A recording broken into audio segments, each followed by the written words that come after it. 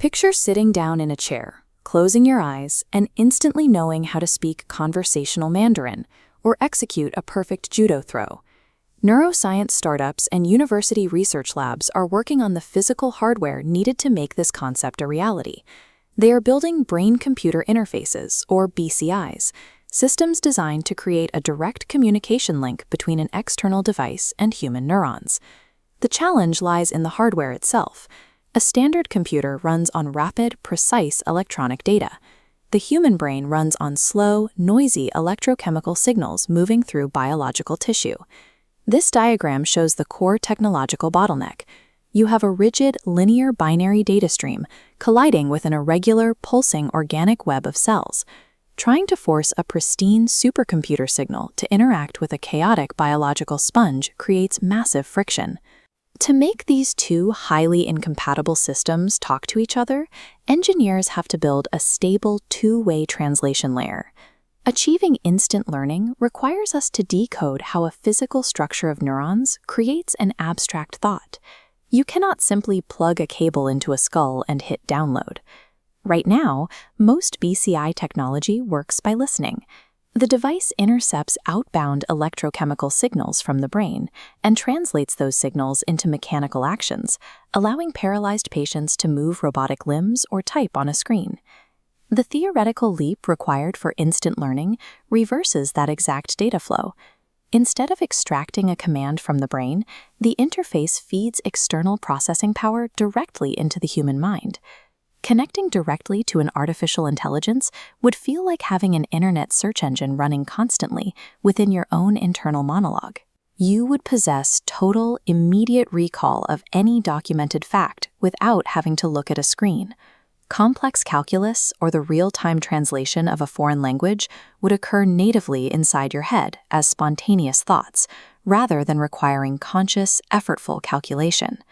Achieving this two-way translation means the human brain operates as a single connected node within a global artificial intelligence network. Downloading a complex physical skill is exponentially harder than retrieving a digital file like a Wikipedia page. We often assume human memory functions like a solid-state drive, neatly storing discrete files in specific folders that can be opened and closed on demand. In reality, memory is a highly reconstructed web of neural patterns deeply tied to emotion, sensory input, and context. To transfer a skill, scientists map the exact neural pattern firing inside an expert's brain, capturing their unique skill signature. This specific pattern is digitized and pushed into a novice's brain, physically stimulating neurons to replay that sequence and build connections instantly. Researchers have already achieved partial success in clinical trials, using implanted devices to strengthen memory formation in patients suffering from severe brain damage by mimicking these natural neural rhythms. Mastering this mapping process moves the focus from clinical recovery to intentional cognitive design, allowing us to artificially author the human experience. Once a stable translation layer exists, the competitive line between biological human intelligence and artificial intelligence disappears. We already offload our memory retention to smartphones, relying on them to store phone numbers, schedules, and directions. A direct interface moves that offloading process into the cloud natively, bypassing our eyes and hands entirely.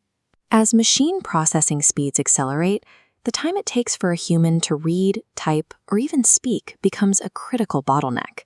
To narrow this gap, some researchers argue we must bypass our biological senses entirely, merging with the AI to maintain a functional role in the systems we created. In this state, your cognitive limits are governed by bandwidth rather than biology. Downloading memories or AI-generated thoughts comes with severe ethical consequences. If your expertise, your memories, and your immediate reactions are copied entirely from an artificial network, it becomes difficult to claim you are still an individual self. This level of cognitive enhancement would require expensive, highly advanced surgical implants, making it a premium commodity accessible almost exclusively to the wealthy. This image illustrates the socioeconomic threat, a permanent biological cognitive gap. You would have an artificially enhanced elite population capable of instant learning, and an unenhanced baseline population that no amount of traditional education could ever catch up to. We may eventually solve the engineering challenges of the mind, but we remain unprepared for a society where private, individual identity no longer exists.